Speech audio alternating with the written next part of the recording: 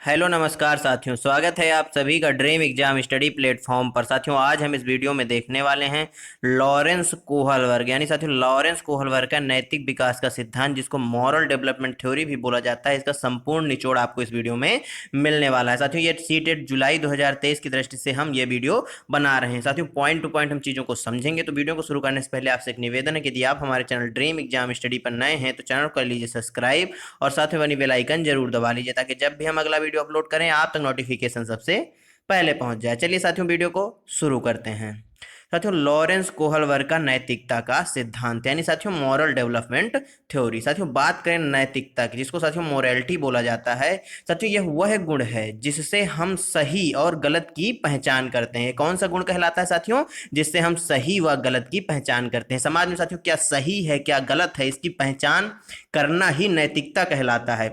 बच्चा अपने सामाजिक परिवेश से ही नैतिकता और अनैतिकता के बारे में जानता है। यानी साथियों जो बालक होता है वह अपने सामाजिक परिवेश से ही नैतिकता और अनैतिकता यानी क्या चीजें नैतिक हैं, क्या सही हैं, क्या अनैतिक है, यानी क्या गलत है, इन चीजों के बारे में बच्चा अपने आसपास के सामाजिक परिवेश से ही जानता है। साथियों, सामाजिक परिवेश की बात करें तो इसके अंतर्गत क्या क्या आता है? साथियों, सामाजिक परिवेश के अंतर्गत सबसे पहले परिवार आता है। क्या आता है साथियों? परिवार आता है। और साथियों सामाजिकरण की जो प्राथमिक संस्था है वह भी परिवार है। उसके बाद साथियों क्या आता है? साथियों आस पड़ोस का वातावरण आता है।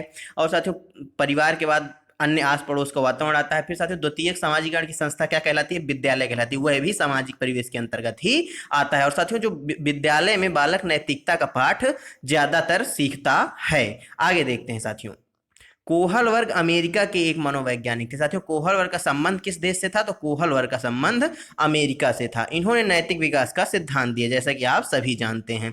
कोहलवर्ग अपने प्रयोगों में साथियों छोटी छोटी कथाएं सुनाकर उससे संबंधित नैतिक समस्याओं के संबंध में प्रश्न पूछते थे। कोहलवर्ग साथियों प्रयोग कैसे करते थे? ये छोटी छोटी कथाएं बच्चों को सुनाते थे। एक ग्रुप बच्चों के एक ग्रुप को छोटी छोटी कथाएं सुनाते थे और उनसे उस कथा के संबंध में नैतिक समस्या के संबंध में प्रश्न पूछते थे। उनके द्वारा सुनाई गई एक कथा साथियों निम्नलिखित है, जो साथियों बहुत ही फेमस है, जिसका नाम है साथियों हिंज की कहानी। ये कहानी साथियों कुछ इस तरह से है कि यूरोप में एक महिला मौत के कगार पर थी। डॉक्टरों ने कहा कि एक दवाई है जिससे शायद उसकी जान बच जाए। वो एक तरह का रेडियम था। क्या था साथियों? एक तरह का रेडियम था जो दवा थी, जिसकी खोज उस शहर के एक फार्मासिस्ट ने तभी की थी। यानी वर्तमान में तत्काल में ही एक फार्मासिस्ट ने उस दवा की खोज की थी। ये कहानी साथियों कोहलवर्ग बच्चों को सुना रहे हैं। दवाई बनाने का खर्चा बहुत था और दवाई वाला दवाई बनाने के खर्च से 10 गुना पैसे मांग रहा था। यानी साथियों जब हिंज था, जिसकी साथियों जिस औरत की हिंज की कहानी, जिस जिस औरत की जिस महिला की साथियों तबीयत खराब थी, उसका पति था हिंज। कौन था साथियों? हिंज। तो जब हिंज साथियों दवाई लेने गया उस दवा फार्मासिस्ट के पास जिसने उस दवा की खोज की थी वर्तमान में, तो वह उस दवा के खर्चे से भी 10 गुना ज्यादा पैसे हिंज से मांग रहा था। उस औरत का इलाज करवाने के लिए उसका पति हिंज उन सबके पास गया जिससे वह जानता था। यानी साथियों जब उसके पास पैसा नहीं था तो वह सबके पास गया, अपने आस रिश्तेदारों के पास, अपने यार दोस्तों मित्रों के पास, कि पैसा दे दें ताकि इलाज करवाने के लिए पैसा मिल जाए और वह दवा मैं अपनी औरत के लिए ले लूँ। परंतु परंतु क्या हुआ? उसे केवल कुछ पैसे ही उधार में मिले, जो कि दवाई के दाम से भी आधे ही थे। आगे देखते हैं साथियों। उसने दवाई दवाई वाले से कहा कि उसकी पत्नी मरने वाली है, वो उस दवाई को सस्ते में दे दे।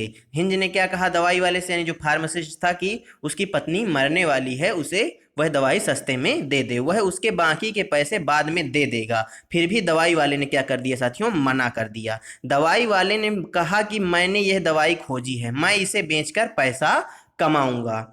तब हिंज ने मजबूर होकर उसकी दुकान तोड़कर वो दवाई अपनी पत्नी के लिए चुरा ली। क्या किया साथियों? हिंज ने मजबूर होकर, जब साथियों पैसे की बंदोबस्त नहीं हो पाया और उसने दवा देने से मना कर दिया, तब हिंज ने क्या किया? दुकान को तोड़ा और क्या किया?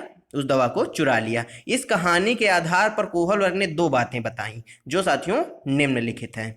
पहली है साथियों नैतिक दुविधा, इससे भी बहुत सारे क्वेश्चन बनते हैं। और दूसरी है साथियों नैतिक तर्कणा, इससे भी बहुत सारे क्वेश्चन बनते हैं। सही और गलत के बारे में फैसला लेने में शामिल प्रक्रिया को क्या कहा जाता है? नैतिक दुविधा कहा जाता है। क्या कहा जाता है साथियों? नैतिक दुविधा कहा जाता है। उदाहरण के लिए साथियों हिंज अगर चोरी करेगा तो पुलिस पकड़ लेगी और नहीं करेगा तो उसकी बीवी मर जाएगी। यह क्या था साथियों? एक नैतिक दुविधा थी हिंज के सामने। नैतिक तर्कणा क्या कहती है? सही और गलत में से किसी एक को चुनना। जैसे हिंज ने क्या किया? चोरी को चुना। तो साथियों नैतिक दुविधा क्या कहलाई? जो सही और गलत के बारे में फैसला लेने में शामिल एक प्रक्रिया है, क्या सही है क्या गलत है उसके संबंध में फैसला लेने में एक प्रक्रिया क्या कहलाती है? नैतिक दुविधा कहलाती है। और नैतिक तर्कणा क्या कहलाती है? सही और गलत में से किसी एक को चुन लेना नैतिक तर्कणा कहलाती है। आगे देखते हैं, कोहल वर्ग ने नैतिक विकास के 3 चरण और 6 अवस्थाएं बताई। साथियों कोहल वर्ग ने अपने प्रयोग के बाद नैतिक विकास के 3 चरण बताए और उसकी 6 अवस्थाएं बताई। साथियों पहला चरण क्या था?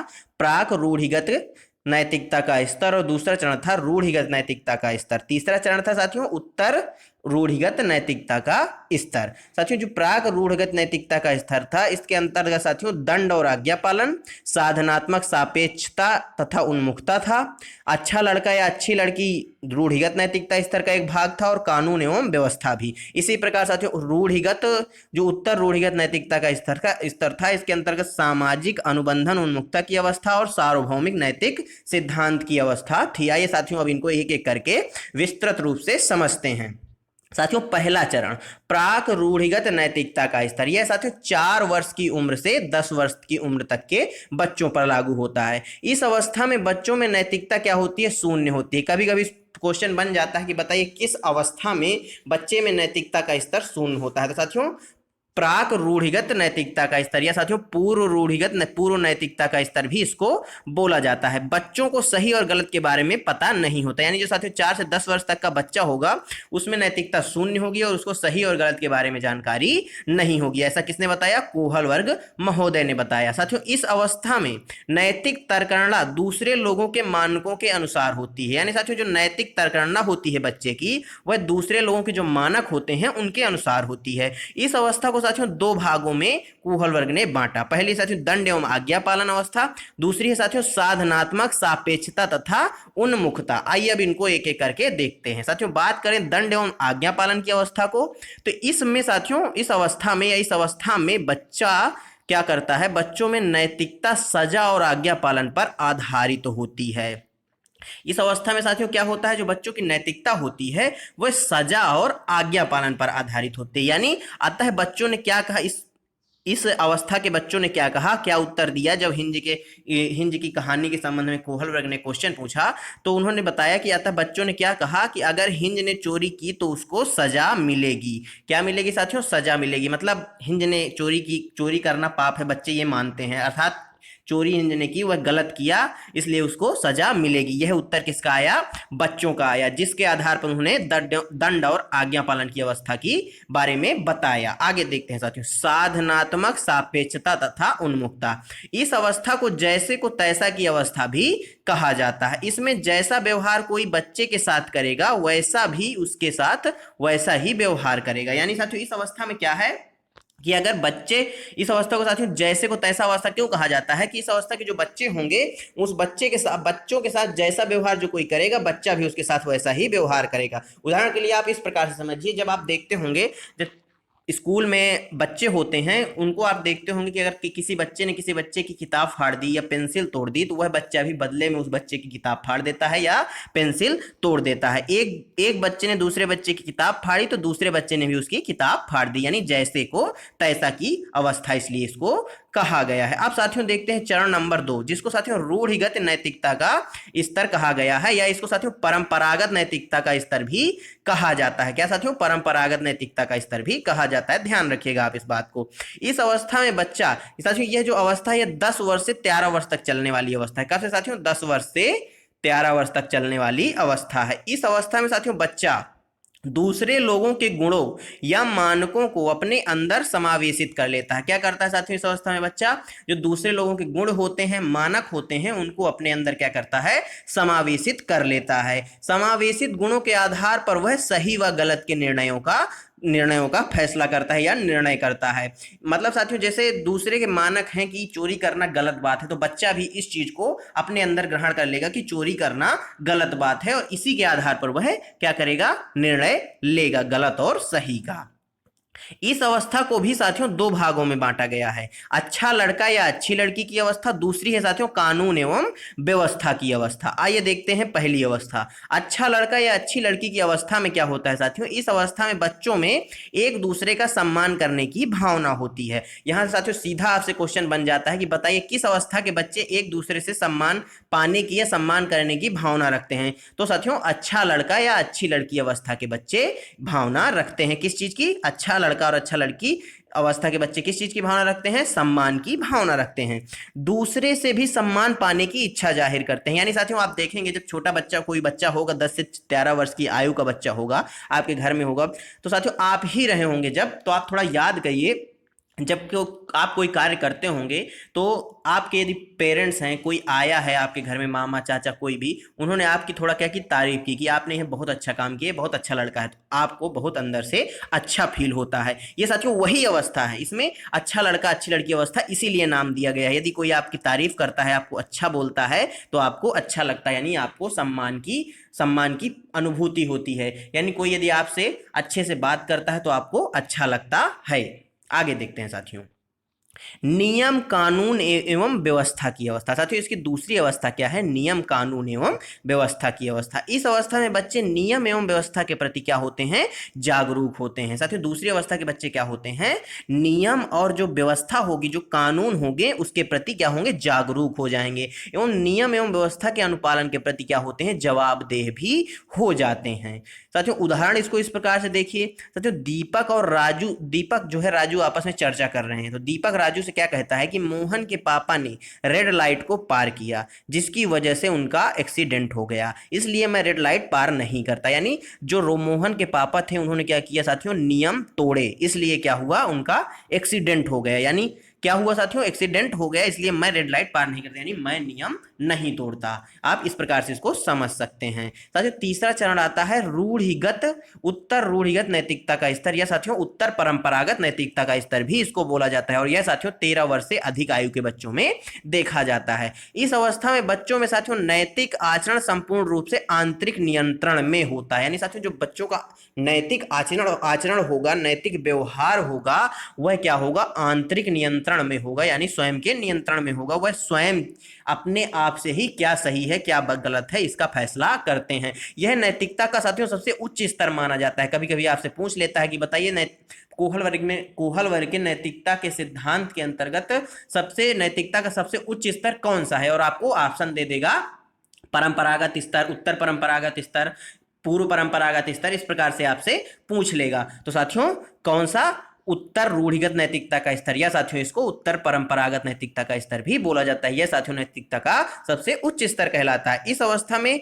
फैसले बालक स्वयं लेता है। क्या करता है साथियों, जो फैसले होंगे सही और गलत के, उनके फैसले क्या करेगा, बालक स्वयं लेगा कि क्या सही है क्या गलत है। इस अवस्था को भी साथियों कितने, दो भागों में बांटा गया है।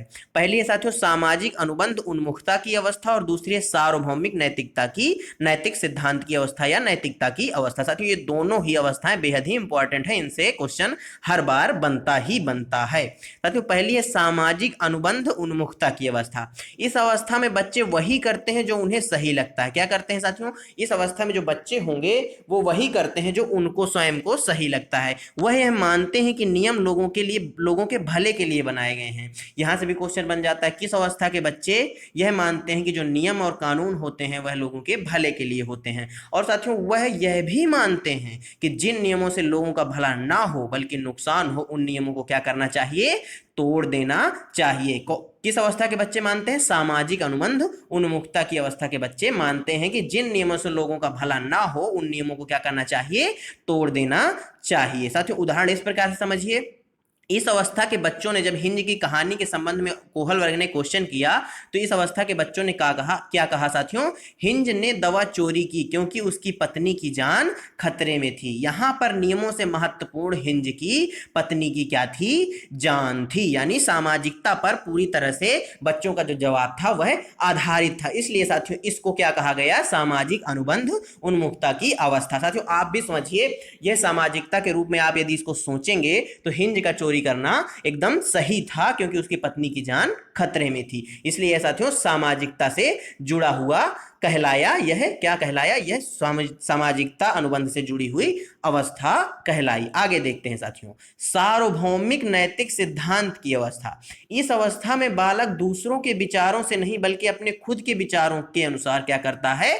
व्यवहार करते हैं। साथियों सार्वभौमिक नैतिक सिद्धांत की जो अवस्था होती है, इस अवस्था के जो बालक होंगे वो दूसरों के विचार से नहीं बल्कि अपने खुद के विचारों के अनुसार क्या करते हैं?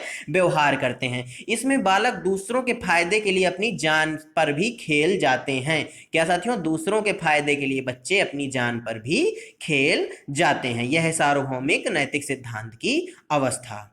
साथियों धन्यवाद आप सभी का हमारे साथ जुड़े रहने के लिए। साथियों आज का वीडियो आपको कैसा लगा हमें कमेंट बॉक्स में जरूर बताइएगा। साथियों यदि वीडियो अच्छा लगा हो तो वीडियो को कर दीजिएगा लाइक और अपने दोस्तों के साथ कर दीजिएगा शेयर। साथियों यदि आप चैनल पर नए हैं तो चैनल को कर लीजिएगा सब्सक्राइब। मिलते हैं साथियों आपसे अगले वीडियो में। साथियों और हाँ, एक बात और ध्यान दीजिएगा, हम प्रैक्टिस सेट आपको करवा रहे हैं 1000 क्वेश्चन की सीरीज का, सीडीपी का, जो रात को 9 बजे डेली होती है। आप उसको भी जाकर हमारे चैनल पर देख सकते हैं। मिलते हैं आपसे अगले वीडियो में, तब तक के लिए जय हिंद जय भारत। अपना और अपनों का ख्याल रखिए, सभी का सम्मान करिए। धन्यवाद साथियों।